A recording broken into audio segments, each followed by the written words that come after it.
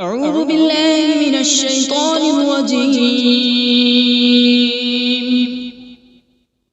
بسم الله الرحمن الرحيم.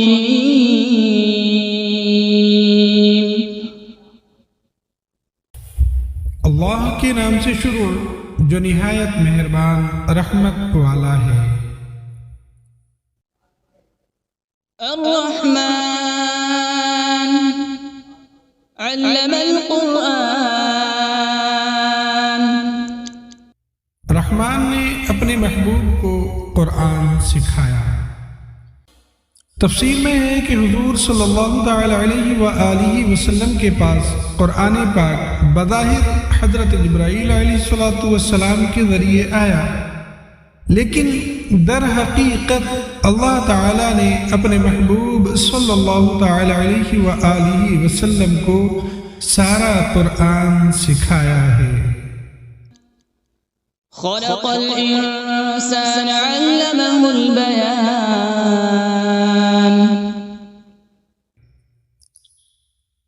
انسان کو پیدا کیا اور پھر اسے بیان سکھایا۔ یہاں انسان سے مراد حضور صلی اللہ تعالی علیہ وآلہ وسلم ہے، اور اگلی آیت میں بیان سے ما کان وما یکون، یعنی جو کچھ ہو چکا اور جو کچھ آئندہ ہوگا اس کا بیان مراد ہے۔ یعنی جو کچھ ہو چکا اور جو کچھ آئندہ ہونے والا ہے، اللہ پاک نے اپنے محبوب صلی اللہ تعالی علیہ وآلہ وسلم کو سارا بیان سکھایا۔ آگے فرماتے ہیں یا پھر انسان سے مراد حضرت آدم علیہ نبینا علیہ السلام ہے، اور بیان سے مراد تمام چیزوں کے نام اور تمام زبانوں یعنی لینگویجز کا بیان ہے۔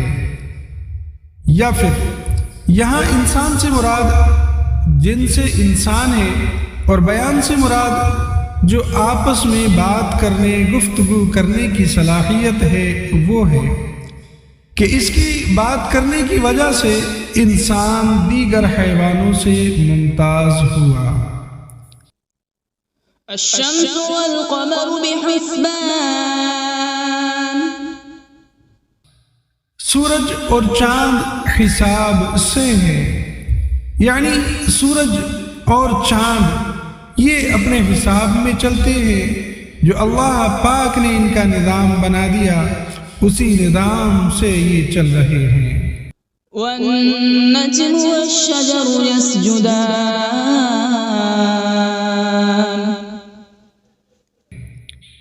اور بغیر تنے والی نباتات اور درخت سجدہ کرتے ہیں۔ تفسیر میں ہے کہ نباتات اور درخت کے سجدہ کرنے سے مراد ان کے سایوں کا سجدہ کرنا ہے، یا اس سے مراد یہ ہے کہ وہ اللہ تعالی کے حکم کے فرما بردار ہیں۔ والسماء رفعها ووضع الميزان ألا تطغوا في الميزان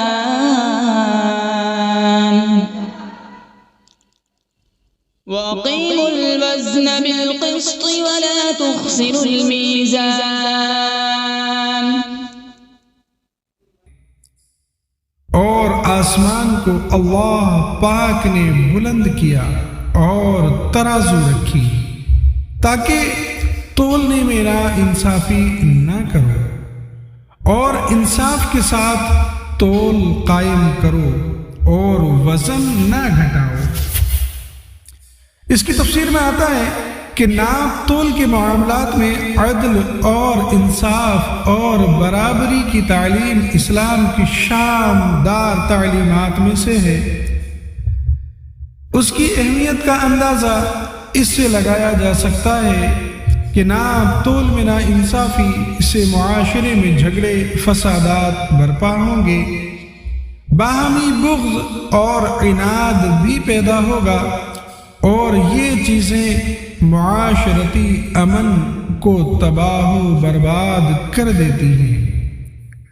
اور فرمایا کہ اللہ پاک نے ترازو رکھی تاکہ میزان عمل اس کو دیکھ کر یاد آتا رہے۔ وَالْأَرْضَ وَضَعَهَا لِلْأَنَامِ فِيهَا فَاكِهَةٌ وَالنَّخْلُ ذَاتُ الْأَكْمَامِ،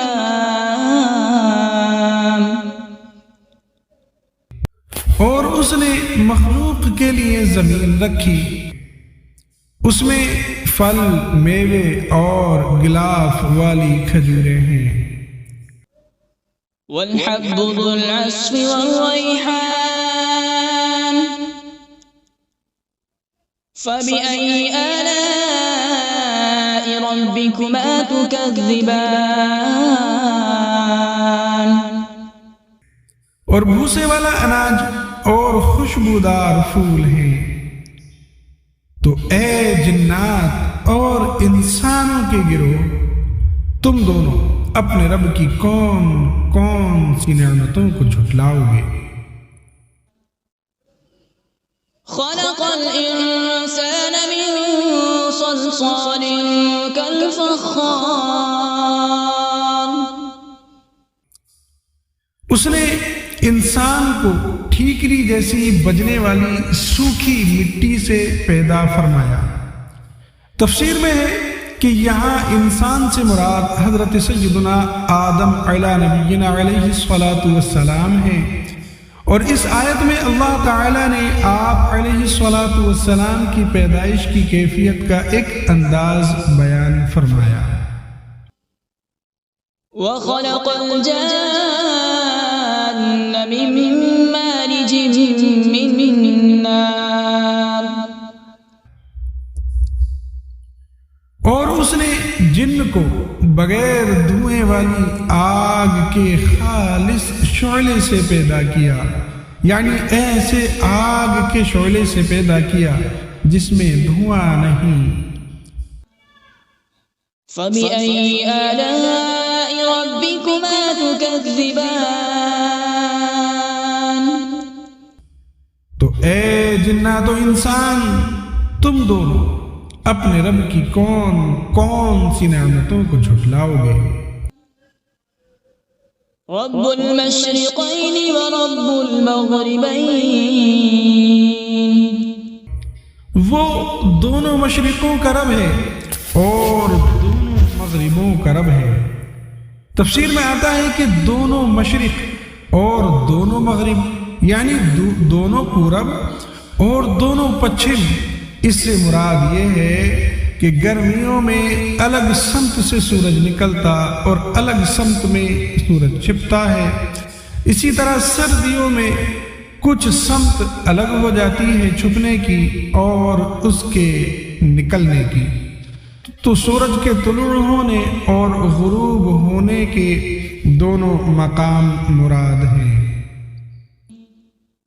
فبأي آلاء ربكما تكذبان، تو تم دونوں اپنے رب کی کون کون سی نعمتوں کو جھٹلاؤ گے؟ مرج البحرين يلتقيان، اس نے دو سمندر بہائے کہ دونوں ملے ہوئے لگتے ہیں۔ تفسیر میں ہے کہ ان سے مراد میٹھے اور کھاری دو سمندر ہیں جنہیں ایسے بہایا گیا ہے کہ دیکھنے میں ان کی سطح آپس میں ملی ہوئی لگتی ہے، یعنی بالکل ایک جیسی لگتی ہے، کیونکہ ان کے درمیان ان کے بیچ میں فاصلہ کرنے کے لیے کوئی بھی ظاہری طور پر چیز نظر نہیں آتی۔ بینہما برزخ لا یبغیان، ان کے درمیان ایک آڑ ہے کہ وہ ایک دوسرے کی طرف بڑھ نہیں سکتے۔ تفسیر میں ہے کہ اللہ تعالیٰ کی قدرت سے ان کے درمیان ایک آڑ ہے جس کی وجہ سے وہ ایک دوسرے کی طرف بڑھ نہیں سکتے، بلکہ ہر ایک اپنی حد پر رہتا ہے اور دونوں میں سے کسی کا بھی ذائقہ مزہ تبدیل نہیں ہوتا۔ فبأي آلاء ربكما تكذبان تو تم دونوں اپنے رب کی کون کون سی نعمتوں کو جھٹلاؤ گے؟ يخرج منهما اللؤلؤ والمرجان فبأي آلاء ربكما تكذبان ان سمندروں سے موتی اور مرجان نکلتا ہے۔ تو اے جنات و انسان، تم دونوں اپنے رب کی کون کون سی نعمتوں کو جھٹلاؤ گے؟ وَلَهُ الْجَوَارِ الْمُنشَآتُ فِي الْبَحْرِ كَالْأَعْلَامِ اور دریا میں پہاڑوں جیسی اٹھتی ہوئی کشتیاں یہ اسی کی ہیں۔ تفسیر میں ہے کہ اس سے مراد یہ ہے کہ جن چیزوں سے وہ کشتیاں بنائی گئی وہ بھی اللہ تبارک و تعالی نے پیدا کی، اور ان چیزوں کو آپس میں جوڑنے، کشتی بنانے اور کاریگری کرنے کی عقل بھی اللہ تبارک و تعالی نے ہی پیدا کی، اور دریاؤں میں ان کشتیوں کا چلنا اور تیرنا یہ سب اللہ پاک کی قدرت سے ہے۔ فَبِأَيِّ آلَاءِ رَبِّكُمَا تُكَذِّبَانِ تو تم دونوں اپنے رب کی کون کون سی نعمتوں کو جھٹلاؤ گے؟ كل من عليها فان ويبقى وجه ربك ذو الجلال والإكرام فبأي آلاء ربكما تكذبان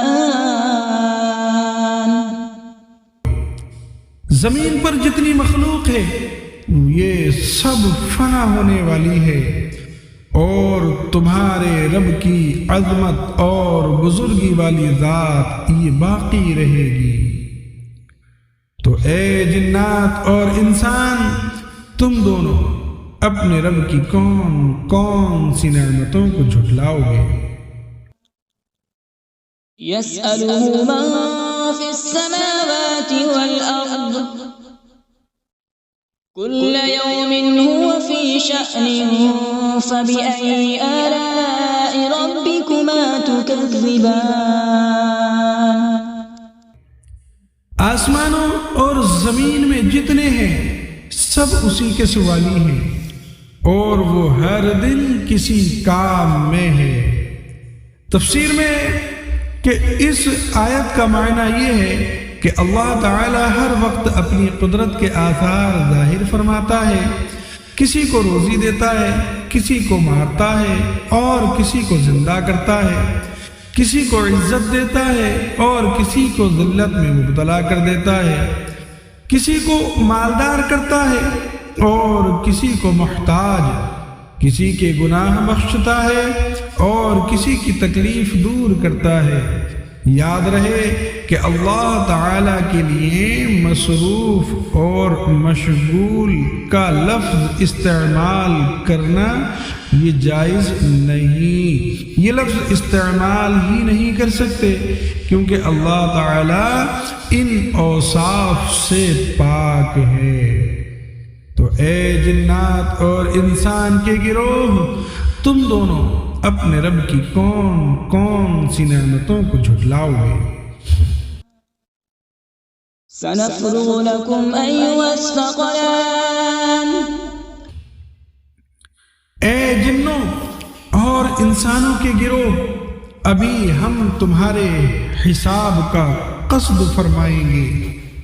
تفسیر میں ہے کہ آیت میں سنفرغ سے اس کا حقیقی معنی فراغت مراد نہیں، بلکہ اس کا مجازی معنی قصد کرنا مراد ہے۔ اللہ تعالیٰ کے لیے فارغ کا لفظ استعمال نہیں کر سکتے کیونکہ اللہ تعالیٰ فراغت کے مفہوم سے پاک ہے، نیز اس آیت میں تمام انسانوں کے لیے نصیحت ہے کہ وہ دنیا میں وہ جیسے چاہے زندگی گزارے، لیکن مرنے کے بعد انہیں ہر حال میں اللہ تبارک و تعالیٰ کی بارگاہ میں پیش ہونا ہے، اور اللہ تبارک و تعالیٰ کی بارگاہ میں اپنے اعمال کا حساب دینا ہوگا، اور پھر جس طرح کے اعمال کیے ہوں گے اسی طرح کی جزا ملے گی۔ فَبِأَيِّ آلَاءِ رَبِّكُمَا تُكَذِّبَانِ؟ تو تم دونوں اپنے رب کی کون کون سی نعمتوں کو جھٹلاؤ گے؟ یا معشر الجن والانس ان استطعتم ان تنفذوا من اقطار السماوات والارض فانفذوا لا تنفذون الا بسلطان۔ اے جنوں اور انسانوں کی گروہ، اگر تم سے ہو سکے کہ آسمانوں اور زمین کے کناروں سے نکل جاؤ تو نکل جاؤ، لیکن تم جہاں نکل کر جاؤ گے وہاں اسی کی سلطنت ہے۔ فَبِأَيِّ آلَاءِ رَبِّكُمَا تُكَذِّبَانِ؟ تو اے جنات اور انسان کے گروہ، تم دونوں اپنے رب کی کون کون سی نعمتوں کو جھٹلاؤ گے؟ يرسل عليكما شواظ من نار ونحاس فلا تنتصران۔ فبأي آلاء ربكما تكذبان؟ تم پر آگ کا بغیر دھوئے والا خالص شعلہ اور بغیر شعلے والا خالص دھواں بھیجا جائے گا، تو تم ایک دوسرے کی مدد نہ کر سکو گے۔ تو اے جنات اور انسان کے گروہ، تم دونوں اپنے رب کی کون کون سی نعمتوں کو جھٹلاؤ گے؟ فَإِذَا انشَقَّتِ السَّمَاءُ فَكَانَتْ وَرْدَةً كَالدِّهَانِ۔ فَبِأَيِّ آلَاءِ رَبِّكُمَا تُكَذِّبَانِ؟ پھر جب آسمان پھٹ جائے گا تو گلاب کے پھول جیسا سرخ ہو جائے گا جیسے سرخ چمڑا۔ تو اے جنات و انسان، تم دونوں اپنے رب کی کون کون سی نعمتوں کو جھٹلاؤ گے؟ فَيَوْمَئِذٍ لَا يُسْأَلُ عَنْ ذَنبِهِ إِنسٌ وَلَا جَانٌّ۔ تو اس دن کسی آدمی اور جن سے اس کے گناہ کے متعلق نہیں پوچھا جائے گا۔ اس کی تفسیر میں ہے کہ قیامت میں جنوں اور انسانوں سے سوال ہوں گے۔ اس آیت میں جو سوال کی نفی ہے اس کی علماء نے متعدد تعویلات بیان کی ہیں، جن سے ایک یہ ہے کہ جب لوگ قبروں سے اٹھائے جائیں گے اور آسمان پھٹے گا تو اس دن فرشتے مجرموں سے دریافت نہیں کریں گے، مجرموں سے ان کے اعمال کے بارے میں نہیں پوچھیں گے، بلکہ ان کی صورتیں دیکھ کر ہی پہچان لیں گے۔ ان سے سوال دوسرے وقت میں ہوگا جب کہ لوگ حساب کے مقام پر جمع ہو جائیں گے۔ فَبِأَيِّ آلَاءِ رَبِّكُمَا تُكَذِّبَانِ؟ تو اے جنات و انسان، تم دونوں اپنے رب کی کون کون سی نعمتوں کو جھٹلاؤ گے؟ يعرف المجرمون بسيماهم فيؤخذ بالنواصي والأقدام۔ فبأي آلاء ربكما تكذبان؟ مجرم اپنے چہروں سے پہچانے جائیں گے تو انہیں پیشانی اور پاؤں سے پکڑا جائے گا، تو تم دونوں اپنے رب کی کون کون سی نعمتوں کو جھٹلاؤ گے؟ هذه جهنم التي يكذب بها المجرمون يطوفون بينها وبين حميم آن فبأي آلاء ربكما تكذبان۔ یہ وہ جہنم ہے جسے مجرم جھٹلاتے تھے۔ جہنمی جہنم اور انتہائی کھولتے ہوئے پانی میں چکر لگائیں گے، تو تم دونوں اپنے رب کی کون کون سی نعمتوں کو جھٹلاؤ گے؟ وَلِمَنْ خَافَ مَقَامَ رَبِّهِ جَنَّتَانِ، اور جو اپنے رب کے حضور کھڑے ہونے سے ڈرے اس کے لیے 2 جنتیں ہیں۔ تفسیر میں آتا ہے کہ اس آیت کا معنی یہ ہے کہ جسے دنیا میں قیامت کے دن اپنے اللہ پاک کے حضور حساب کی جگہ میں حساب کے لیے کھڑے ہونے کا ڈر ہو اور گناہ چھوڑ دے اور فرائض کی بجا آوری کرے، تو اس کے لیے آخرت میں اللہ پاک 2 جنتیں عطا فرمائے گا۔ فَبِأَيِّ آلَاءِ رَبِّكُمَا تُكَذِّبَانِ۔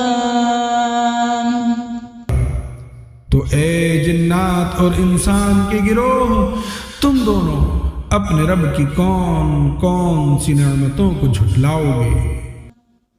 ذَوَاتَا أَفْنَانٍ فَبِأَيِّ آلَاءِ رَبِّكُمَا تُكَذِّبَانِ۔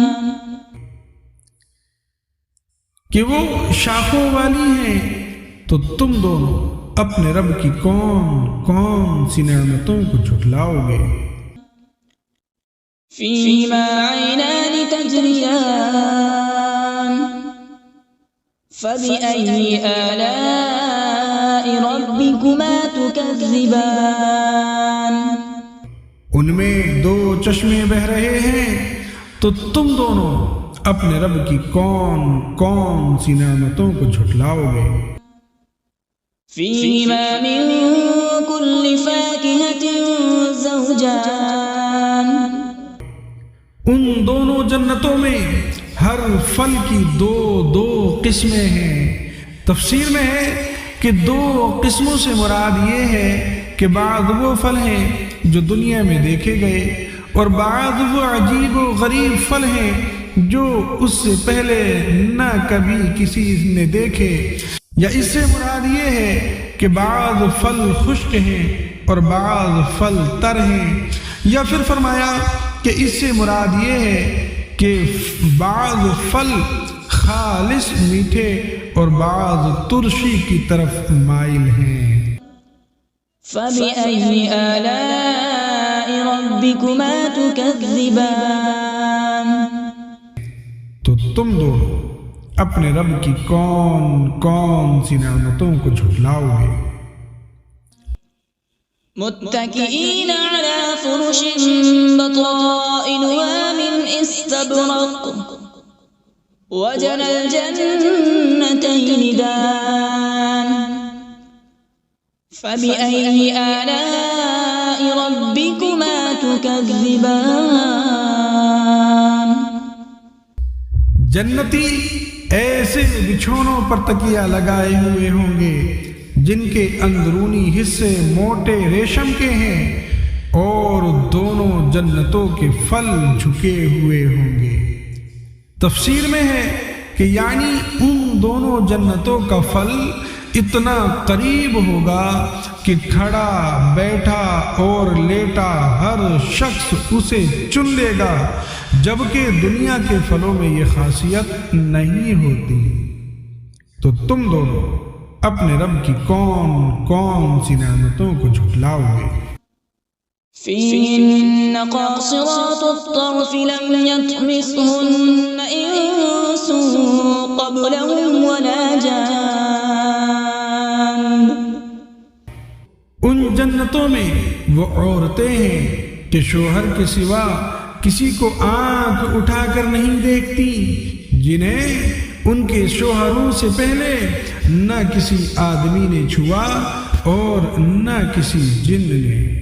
اس کی تفسیر میں ہے کہ تقوی اور شرم و حیا عورت کا بہت بڑا کمال اور جنتی عورتوں کا عظیم وصف ہے.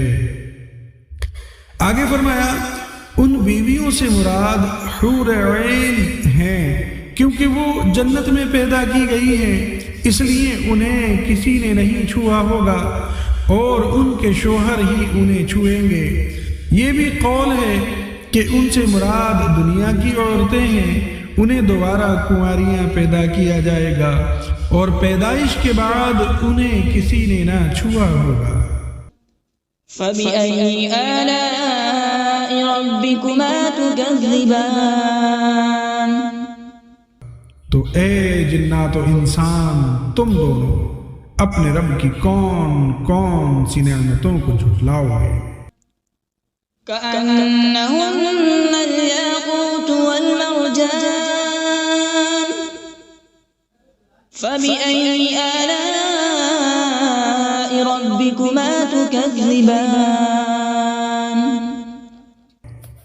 گویا وہ لعل اور مرجان موتی ہیں. تو اے جنات و انسانوں کے گروہ، تم دونوں اپنے رب کی کون کون سی نعمتوں کو جھٹلاؤ گے. هل جزاء الإحسان إلا الإحسان.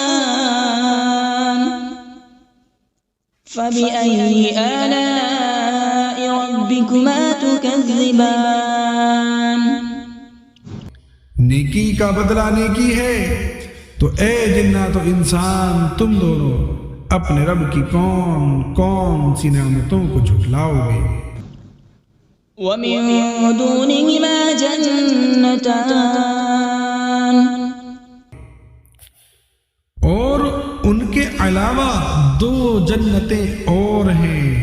تفسیر میں ہے یعنی جن دو جنتوں کا ذکر اوپر گزرا ان کے علاوہ دو جنتیں اور بھی ہیں، مگر یہ دونوں ان پہلی جنتوں سے مرتبے اور مقام اور فضیلت میں کم ہیں. فبأي آلاء ربكما تكذبان. تو اے جنات و انسان، تم دونوں اپنے رب کی کون کون سی نعمتوں کو جھٹلاؤ گے. مدهامتان.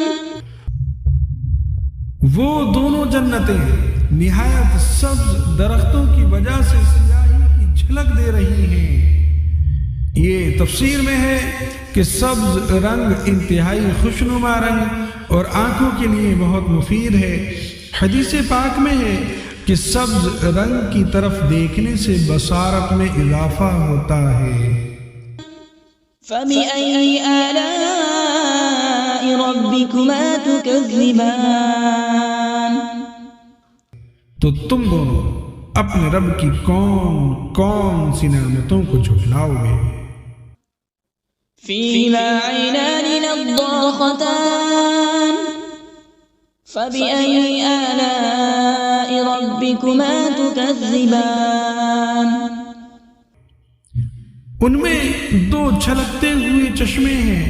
تو تم دونوں اپنے رب کی کون کون سی نعمتوں کو جھٹلاؤ گے.